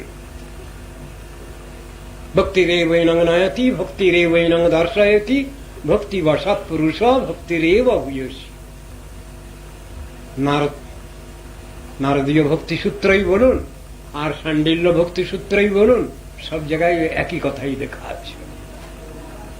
গীতার মধ্যে আছে একই কথা, ভাগবতের মধ্যে একই কথাই লেখা আছে। কথাটা কি? ভক্তির মহিমা শ্রেষ্ঠত্ব বলছেন, ভক্তিয়া মাম অভিজানাতি যাবান যস্যাস্মি তত্ত্বতঃ ততো মাং তত্ত্বতো জ্ঞাত্বা বিশতে তদনন্তরম। ভক্ত্যাহম একয়া গ্রাহ্য শ্রদ্ধয়াত্মা প্রিয়সতম ভক্তি পুনাতি মন্নিষ্ঠা সপাকানপি সম্ভবাৎ। ভক্তির মাহাত্ম শ্রেষ্ঠত্বই বলে যাচ্ছেন গীতা ভাগবতে। ভক্ত্যা তুষ্যতি কেবলম নচ গুণৈর ভক্তি প্রিয় মাধব। ভক্তিপ্রিয় মাধব ভক্তির বশ, কেবল ভক্তির বশ চৈতন্য গোসাই আছে, শাস্ত্রে বলা আছে। বহু ব্যক্তি বহু রকমের সাধন করেছেন, উদাহরণগুলো তো দিয়েছেন একটা একটা করে, বহু উদাহরণ আছে, একটা একটা করে উদাহরণই দিয়ে গেছেন। ব্যাধস্যাচরণম, ব্যাধের আচরণের কথা বলছেন। সে পশুগুলোকে অর্ধমৃত অবস্থায় রেখে দিত বানবিদ্ধ করে, আর ওই চিৎকার করত পশুগুলো, ক্যাঁ ক্যাঁ ক্যাঁ ক্যাঁ চ্যাঁ চ্যাঁ করছে, ওইটা তার শুনতে ভালো লাগত। সেই ব্যাধ নারদ ঋষির কৃপায় ভক্তি লাভ করলেন। তা বলছেন ব্যাধের এমন কি আচরণ ছিল? ধ্রুবস্য চ বয়, যদি আমরা মনে করি যে সাধন ভজন ক্ষেত্রেতে বয়সের হিসাব আছে, বৃদ্ধকালে সাধন ভজন করব, ভুল কথা। ধ্রুবের এমন কি বয়স ছিল, প্রহ্লাদের এমন কি বয়স ছিল, পঞ্চম বর্ষেই তারা হরিভজনে রত হয়েছেন, ভগবত প্রাপ্তি হয়েছে তাদের। বিদ্যা গজেন্দ্রস্য কা, যদি বলা হয় লেখাপড়া না শিখলে মশায় ভগবানকে পাওয়া যায় না। গজেন্দ্র যে ভগবানকে লাভ করেছেন, গজেন্দ্রের কি বিদ্যা বুদ্ধি ছিল, লেখাপড়া ছিল? তিনি যে ভগবান শ্রীহরির করুণা লাভ করলেন। কুবজায়া কিমু নাম রূপম অধিকম, যদি বলা যায় রূপ গৌরবে ভগবানকে পাওয়া যায়, তাহলে কুবজার কি রূপ ছিল? কুজি। তিনি ভগবত কৃপা পেয়েছেন। কিং তৎ সুদাম্ন ধনম, যদি বলা যায় যে টাকা পয়সা ধন রত্ন না হলে ভগবানকে পাওয়া যায় না, সুদামা বিপ্রের কি ধন ছিল? প্রত্যেক দিন তো ঠাকুরের ভোগই হতো না, এমন অবস্থা। বংশক বিদুরস্য, যদি বলা যায় যে বংশ গৌরবী বড়, বিদুরের কি বংশ ছিল? দাসী পুত্র ছিলেন তিনি, তার কি বংশ গৌরব ছিল? তিনি তো ভগবানকে লাভ করেছেন।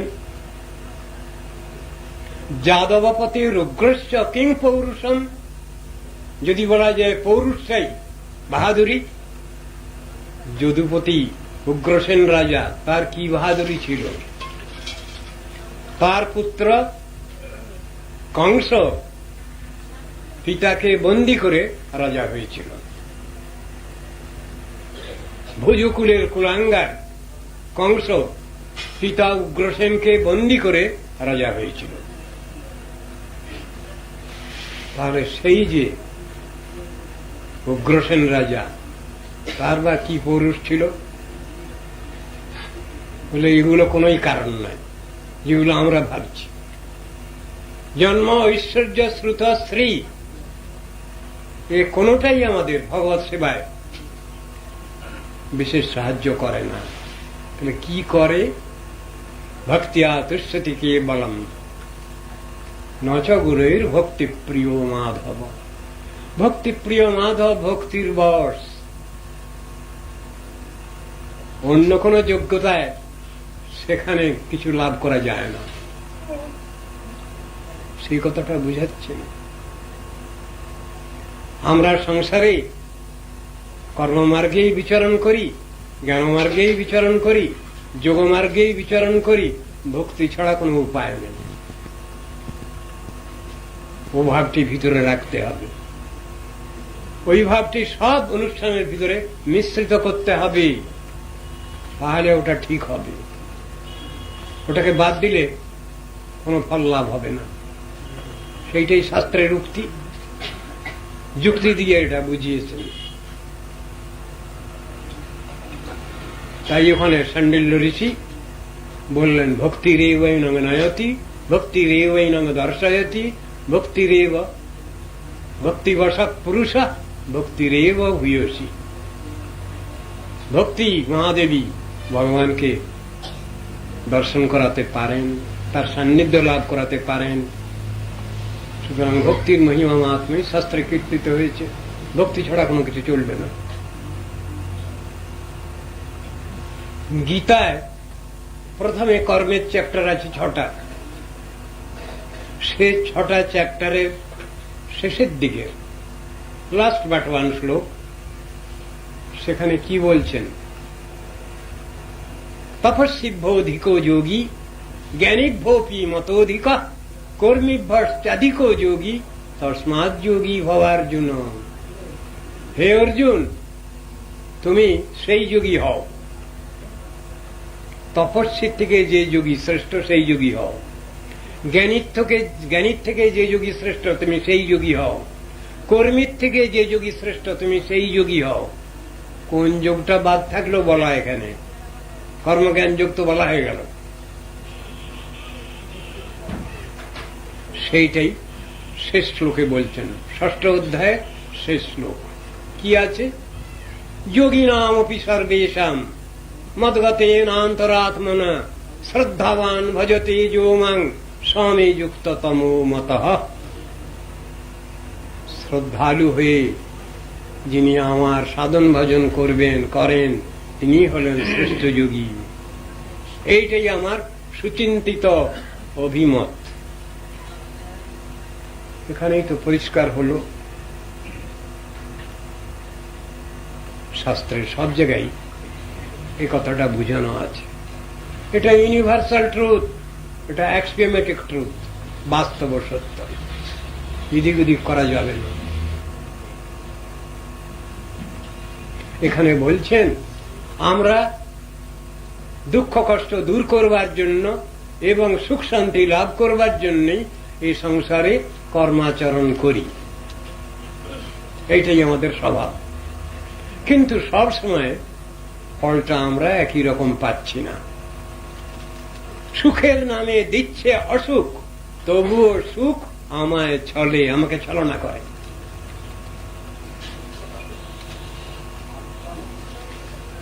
নিত্যার্থিদেন বিত্তেন দুর্লভেন আত্মমৃত্যুনা গৃহাপত্যাত্ম পশুভি কা প্রীতি সাধিতৈশ্চরৈ। পয়সা কড়ি কিছু দরকার সংসারে সকলেরই। কেন? পয়সা হলো বিনিময়। পয়সাটা থাকলে তাই দিয়ে আমরা নিত্য প্রয়োজনীয় দ্রব্যাদি সংগ্রহ করি, ওটা না থাকলে চলবে না। ভাগবত বলছেন এখানে, প্রবুদ্ধ ঋষি বলছেন এখানে, নিত্যার্থিত বিত্ত, অর্থ সম্পদ বিত্ত সবসময় কষ্ট দেয়। সে আবার কি? আমরা পয়সা জোগাড় করি, জমা করি সুখ শান্তি পাবো বলে, আর শাস্ত্র একই বলছেন, শাস্ত্র ঠিকই বলছেন, সবসময় কষ্ট দেয় পয়সা জমা থাকলে। কি পয়সা রোজগার করতে কষ্ট, আমরা সবাই বুঝি। পয়সা জমা রাখতেও কষ্ট, চিন্তা ভাবনা আছে। ব্যাংক ফেল মারে কিনা, ব্যাংকে রাখা আছে টাকা, ঘরে যদি থাকে দস্যু তস্কর রয়েছে, অ্যান্টি সোশ্যাল এলিমেন্ট বসে আছে সমাজে, প্রাণ পর্যন্ত চলে যায় ভয় তো। আর ওটাকে খরচ করতেও কষ্ট, খরচ করার সময়ও বিবেচনা আছে, বুঝে সুঝে খরচ করতে হয়। তাই বলছেন নিত্যার্থিদবিত্ত। অর্থ রোজগার করতে কষ্ট, সংরক্ষণ করতে কষ্ট, খরচ করতেও কষ্ট, তিন অবস্থাতেই কষ্ট আছে। তাই বলেছেন নিত্যার্থিদ বিত্ত। দুর্লভে না আত্মমৃত্যু না। কখনো কখনো এই অর্থ আমাদের জীবন পর্যন্ত কেড়ে নেয়।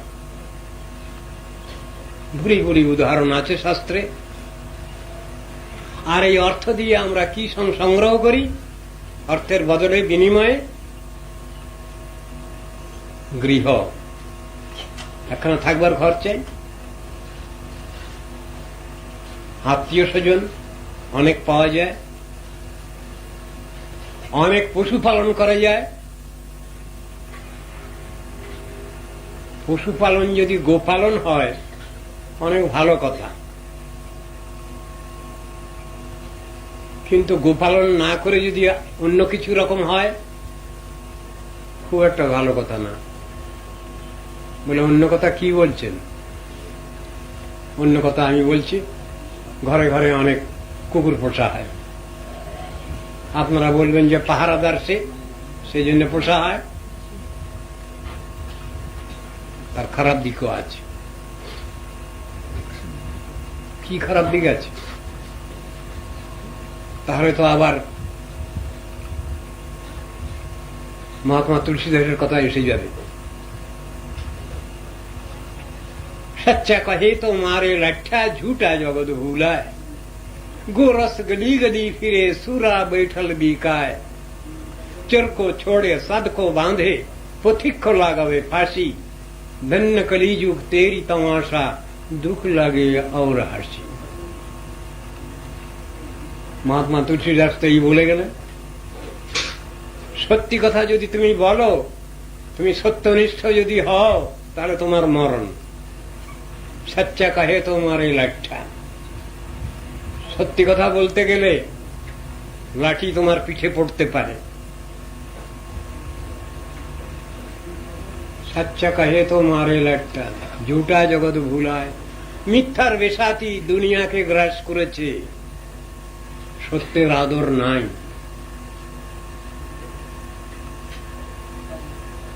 गोरस गली गली फिरे, সুরা বৈঠল বিকায়। মহাত্মা তুলসীদাস যখন বলছেন দোহাটা, সে সময় কিন্তু অলিতে গলিতে দুধ ফেরি হয়ে বিক্রি হতো, কিন্তু সে দুধ কিনছে না লোকে।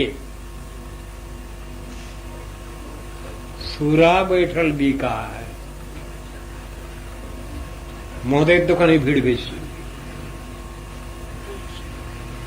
সে ফরেন লিকারি হোক আর কান্ট্রি লিকারি হোক, সেখানে লম্বা কিউ পড়ে।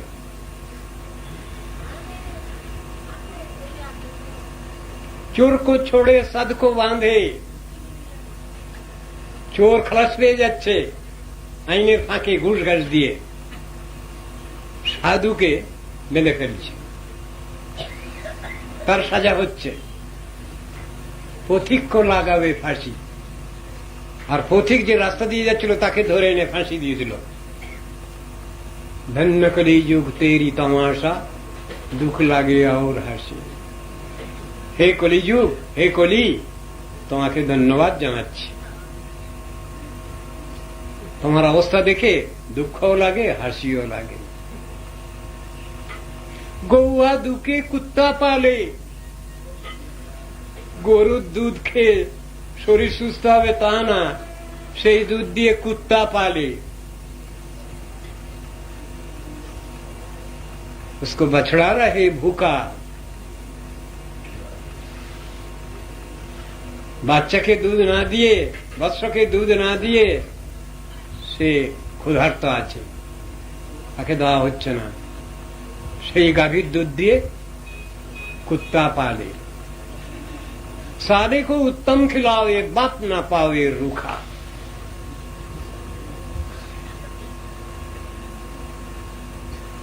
বর্তমান দুনিয়ায় চিন্তা করুন, ঘরে ঘরে মা বাপের দুর্দশার অ্যাক্সেস আজকাল।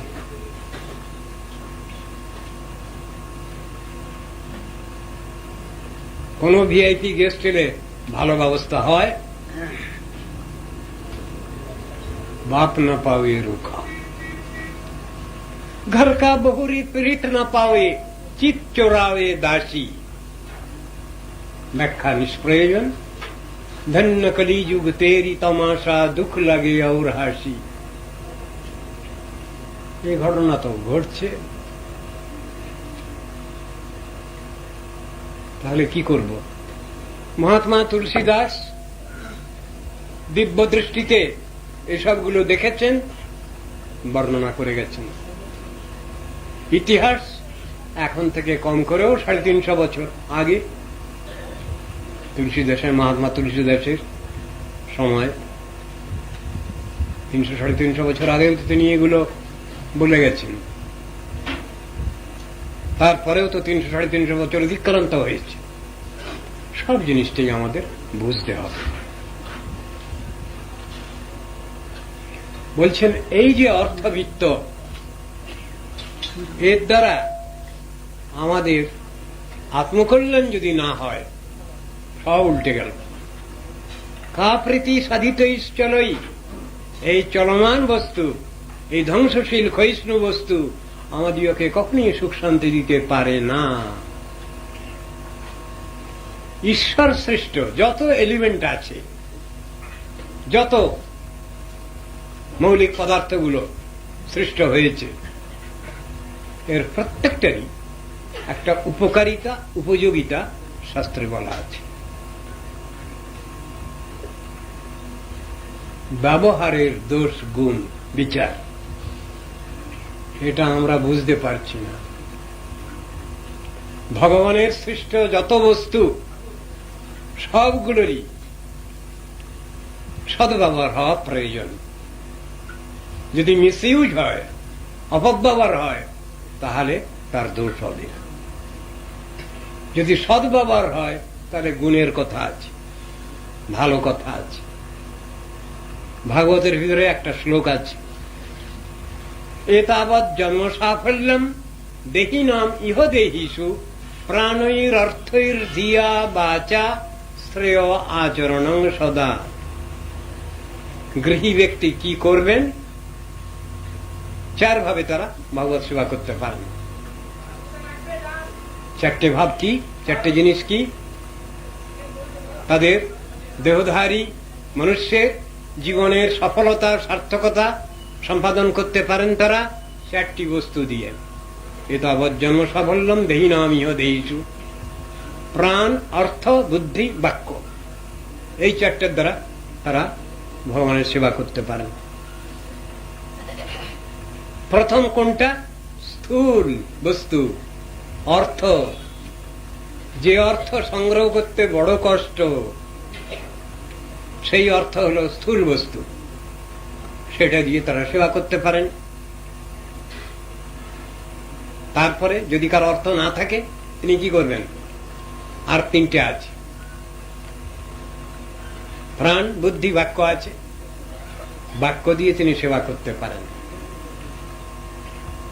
বুদ্ধি দিয়ে তিনি সেবা করতে পারেন।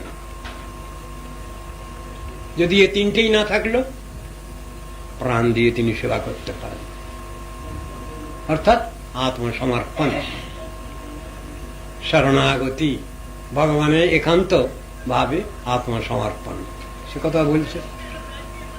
ব্যবস্থা তো সবই রাখা আছে, যার যেমন যোগ্যতা, যার যেমন ক্ষমতা, যার যেমন অধিকার, ঠিক সেই অনুসারে চলতে হবে আমাদের। কিন্তু দ্রব্যের অপব্যবহার করলে হবে না, সদ্ব্যবহার করতে হবে। এইটাই হলো শাস্ত্রের শিক্ষা, গীতা ভাগবতের শিক্ষা হলো এইটা। এবং লোকং পরম বিদ্যান নশ্বরং কর্ম নির্মিতম সতুল্লাতি সয়ধ্বংসং যথা মণ্ডলবর্তিনাম। খণ্ড রাজ্যসমূহের অধিপতিগণের মধ্যে যেমন পরস্পর স্পর্ধা প্রভৃতি দেখা যায়, সেইরূপ কর্মফলজনিত স্বর্গাদি পরলোকের অধিবাসীগণের মধ্যেও তুল্য ব্যক্তির প্রতি স্পর্ধা, অসূয়া প্রভৃতি দেখা যায়। কি কথা বললেন? আমরা কর্ম করি, তার ফলটা দুটো ফল।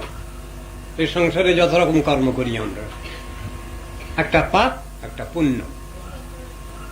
পাপের ফলে নরক গতি হয়, পুণ্যের ফলে স্বর্গাদি লোকে গতি হয়। কি কথাগুলো বলছেন? স্বর্গ নরক আছে নাকি?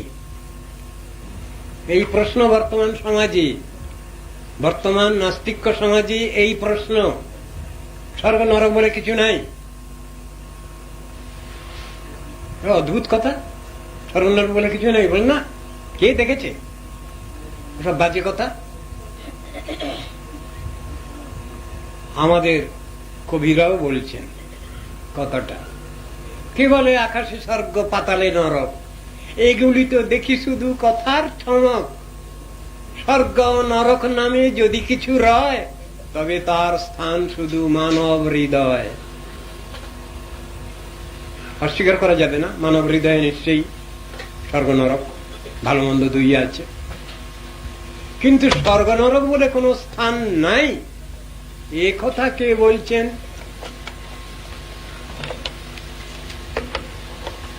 কি বলে আকাশে স্বর্গ, পাতালে নরক? কি বলে তা বহু দূর। মানুষের মাঝে স্বর্গ নরক, মানুষেতে সুরাসুর, কথা অস্বীকার করা যাচ্ছে না। কিন্তু স্বর্গ নরক বলে কোনো স্থান নাই, এ কথাটা কে বলছেন? এই জগতে যদি আমরা ভালো কাজ করি, সরকারের কাছ থেকে, সমাজের কাছ থেকে আমরা পুরস্কৃত হই। এই জগতে যদি আমরা কিছু উল্টো পাল্টা অন্যায় আচরণ করি, সাজা পাওয়ার ব্যবস্থা আছে, সাজা দেওয়ার লোকও আছেন।